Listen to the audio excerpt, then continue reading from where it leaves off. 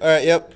Okay, welcome to today's presentation on the process of endotracheal intubation. Today I'll be lecturing to second semester junior students at Western Carolina in the emergency medical care program. So what we're going to, about the little agenda for today, we're going to go over this PowerPoint I've made, and I'm going to talk about some skills that we're going to do, and then we're actually going to practice them in just a little bit, in about maybe 10, 15 minutes. All right, let's go ahead and get started. All right, we're going to talk a little bit about the history of intubation and how this skill came to be. So first in the 1870s, there's this man by the name of Trendelenburg. He performed the first successful ET intubation on man in Germany. And to achieve this success, he packed the hypopharynx, and he packed it with types of gauze and stuff to prevent blood loss and debris from contaminating the procedure. He also, the first laryngoscope was also invented by a guy named Jackson in 1913, and the guys by the name of Gill, McIntosh, and Miller, as you know, the different types of blade names, those are the people that perfected the instrument and allowed for a better success rate. Cocaine, a little bit about cocaine now. It was actually used to fund the cough reflex during intubation in the early 19th, 20th century. And this word right here called curare, it was introduced in 1943 during World War II as the first muscle relaxant for endotracheal intubation. So, for example, somebody needed to be intubated during World War I.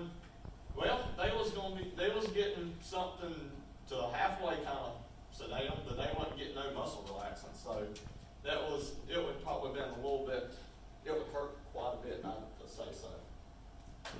All right. Next, we're going to, of course, since we're talking about stuff of airway, well, I know we've all been through A&P class many times, but I'm just going to talk just a little bit about the pathophysiology related to endotracheal intubation at this time. We have the different parts, nasopharynx, oropharynx, and laryngopharynx, and what really divides the upper and the lower airway? The larynx, that's correct.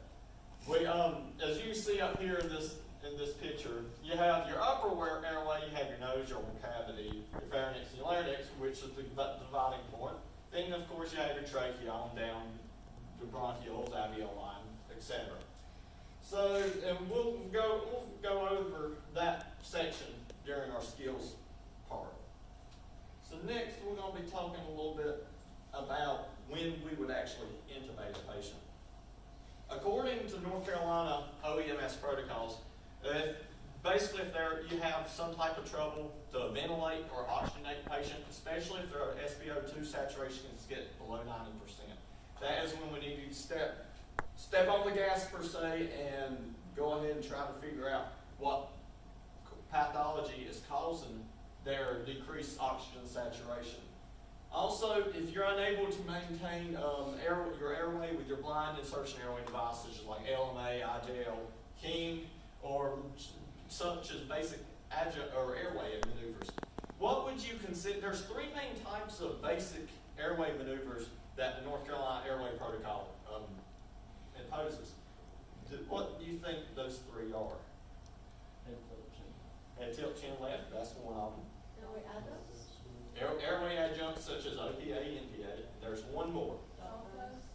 Well, that's included the head tilt, chin left, and jaw thrust. But BVM is also, that's its own little category, is the back valve mask as a basic airway maneuver.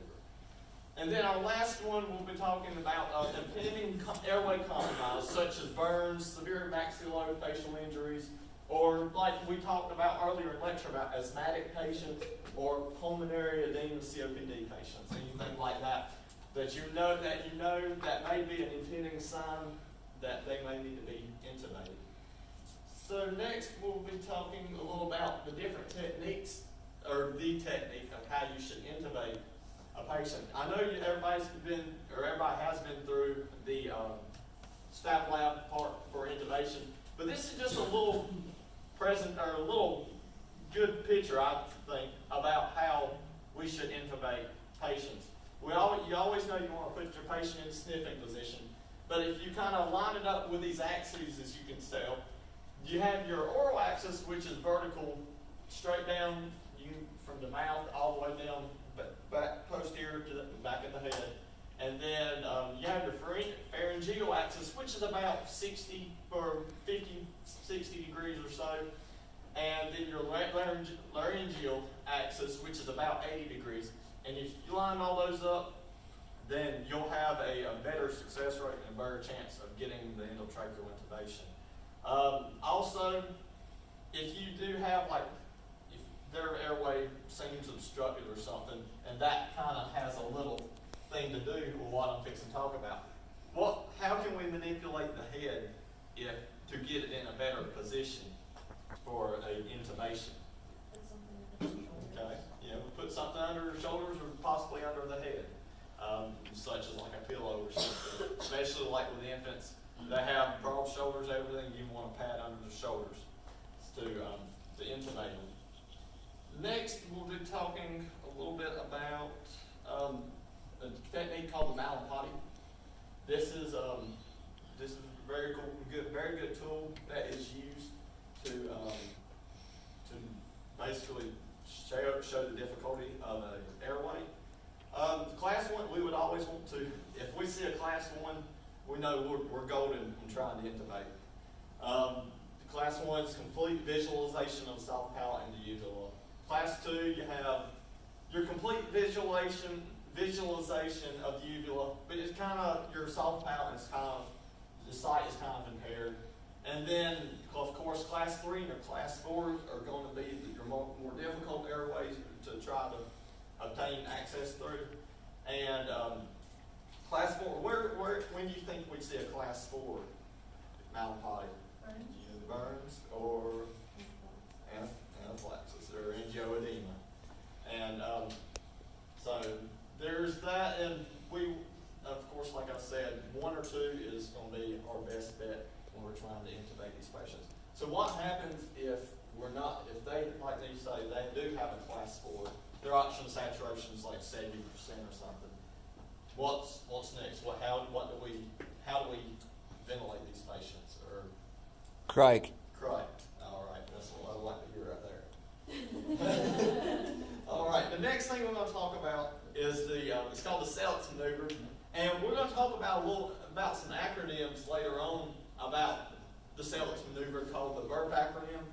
And the Selleck's maneuver is basically just talking about downward pressure on the cricoid cartilage. This occludes the esophagus. It reduces the risk of regurgitation.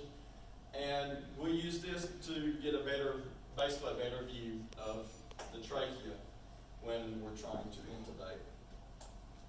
Okay, like I stated before, this is our acronyms that pertains to our ET intubation. Our BURP is essentially, we just got done with Selleck's maneuver. Let's go ahead and talk about the BURP acronym. BURP means you want to apply backwards, upwards, rightwards pressure to the patient's cricoid membrane. This allows the trachea, allows the displacement of the esophagus and allows a better view of the trachea when you're trying to intubate. Also, you want to go ahead and go through the acronym LEMON. LEMON is a pretty good acronym. You always want to look externally, see how their head is positioned. You want to make sure what is the saying for the what is it? Is it sternal notch? What we compare our patient's head to, or when we're trying to get it in the inline position. There we go. All right. And then after we get our head in line, I know that was probably not the best way to word that, but next, has anybody heard of the 3-3-2 method? So how would we try to find how would we evaluate the 3-3-2 method on a patient? Like 3 fingers in the mouth. Okay. 3 fingers. Good. So if there's any deviation to this, then you will probably encounter some problems trying to intubate this patient, and you need to be thinking about different ways trying to oxygenate this patient if the airway does fail via the ET route. Also, you want to look. Also, want to do your malapody. This is, like I said earlier, this is a good indicator of showing the difficulty of how the airway may present. And also, you want to look for obstruction. If you're trying to place an ET tube or a blind insertion airway device and you hit something like a foreign body airway obstruction, you're going to have difficulty in trying to oxygenate the patient because you're not going to be able to ventilate the patient. So, of course, you're going to have to go do your cricothyrotomies and all that. And you also want to look at your neck mobility. And this is more for people that have had some type of trauma to the neck, or they have like severe degenerative diseases such as severe arthritis or osteoporosis or something like that. Depending on the way that you can manipulate their neck could increase your chances on being able to get a successful endotracheal intubation. And then as soon as you get done with your intubation, you can use your dope. It's called the dope method, and this is displayed right here. You want to always make sure you check your breath sounds bilaterally, make sure they're clear, and also absent epigastric sounds, which we'll perform over here in just a little bit. You also want to make sure that, so talking a little bit about displaced ET tubes, what happens if we would right main stem a patient? What kind of lung sounds would you hear on the right and left sides? Okay, good. And what do you think their oxygen saturations may be if only one lung is just getting confused? Not good enough. Yeah, probably you might see maybe 90%, if that. And also, we'll go on to the next one now, obstruction. If you have some type of obstruction of the ET tube, such as like mucosa or saliva, blood, anything like that, that can always impair the oxygenation of the lung tissue. And also, you always kind of have to keep in the back of your mind about a pneumothorax. Pneumothorax is, like we know, it's a collapsed lung, and this, if you start feeling resistance when you're bagging the patient, there is a possibility that you could have a pneumothorax if you don't hear breath sounds on one side, and you know the ET tube is in place with all your verifying methods and chest X-ray, then it could be a potential pneumothorax. And also, the few times equipment failure, like they could have some type of manufacturer failure in it, and it may not work as like it's supposed to. So next one we're going to be talking about is the preparation of, this is basically preparation of endotracheal intubation, RSI, in the adult patient. This is, what you want to always do is you want to make sure you get all of your equipment laid out before you even start trying to fiddle with their airway and try to get them intubated. And you also want to start, it depends on their, you always want to pre-oxygenate patients, what I'm trying to get at. 15 liters via valve mask. If the patient's respiratory status is inadequate, agonal, or apneic, or something like that, and I know I've already got it on there, but what's one other way that you can pre-oxygenate a patient? You got bag valve mask and you got nasal cannula. If you can see that they're maintaining their airway and they're not like fixing to code at that very minute, then you may have a little bit of leeway, and you can use a nasal cannula at 15 liters to kind of pre-oxygenate the patient, and then that's when you can perform your RSI after that. Like I stated earlier, your backup airway devices for instruments for intubation, I have them all listed here. I'm not going to really take time to explain every bit of them because I think everybody knows what most of this stuff is. And you always, like I stated earlier, you want to get the patient's head into a sniffing position.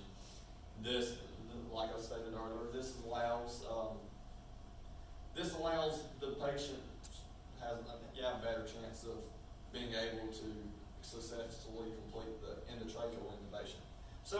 note right here about ET tubes, and we know different sizes and stuff. What size of tube do you think, endotracheal tube, would you want to give a pediatric patient? Yeah, or Like something like a 4 or 5? 3.5, whatever, depending on their sizes, basically. And talking about the difference between cuffed and uncuffed tubes, why do you think pediatric endotracheal tubes are uncuffed compared to the cuffed tubes of an adult? Because the ones are smaller and you're less likely to like overextend. Yeah, and they also, there's a study that it just got published in 2017, and it states that of course, cricoid membrane is the narrowest part in the airway, and it also can cause unnecessary. Well, cuffs are unnecessary, and they may actually lead to tracheal stenosis. What do you think tracheal stenosis is? You've been through medical terminology. Narrowing of the Yeah, well, the stenosis means hardening, so tracheal hardening. It could actually cause that if the tube was cuffed. So I thought that was a pretty neat observation. Kind of share right there. And then talking about different types of ET tubes we talked about earlier. This is pediatric until you get to 16 years, and of course you go on up depending on their size, their weight, and all of their anatomical landmarks. You would want to go ahead and make sure you have the proper size to intubate these patients. I'm going to step over here and get one of these tubes. We're going to talk a little bit about the anatomy of a endotracheal tube. So, when looking at this, what is this top part up here called? This is the connector. What does it connect to? BVM. Okay. And true or false, are these universal? They're, every one of these will be they're universal to fit a tube. So what do you think this little tube right here is called? This is called the pilot tube, and of course it brings air from out here via a syringe and brings it to the cuff right here. So next, of course, you've got your big cuff right here. And why do you think there's all these little markings, like 20, 21, 22, 24, 26, 28? Why do you think these are on the endotracheal tubes for? Measure how deep the tube is. Okay. And what's one thing you want to do once you intubate a patient? Record the depth. Yes, you want to go ahead and note the depth, and because if you don't, it could displace, and you could have some type of right force like right main stem, and your other lung wouldn't be oxygenated as well. And also, I thought this was a pretty neat thing. This radiopaque little black part right here. Why do you think? Or it's supposed actually there's a line right here. It's called a radiopaque line. Why do you think that's on an endotracheal tube for? So it shows up on X-ray. X-ray confirmation. Good job. Yeah, this is basically shown just to, it shows up a whole lot better on X-rays when you have, it sticks out more basically. And what's this little hole right here? What's that called? There's a little special term for it. Murphy eyes. What do you think that's for? It's in case the end of the tube gets occluded. Good. It can go out. That's good. All right. And then right here's all the answers. So, that's a little blurry. But yeah. So that's basically the whole anatomy of it, and just inflate the cuff until you get up to the until it inflates and it becomes lodged in a way. So next, we're going to be talking about the induction medications of RSI.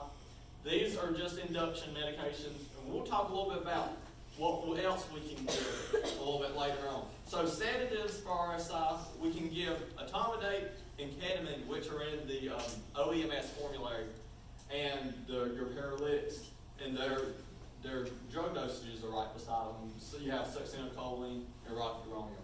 What is one thing about, well, this is kind of toward the eastern part of the state, but it could be up here too. What is something about succinylcholine that you is kind of contraindicated in? Lumbee Indians. Because why I know Dr. Diesel was talking about is why in Lumbee Indians does succinylcholine, what kind of effect does that have?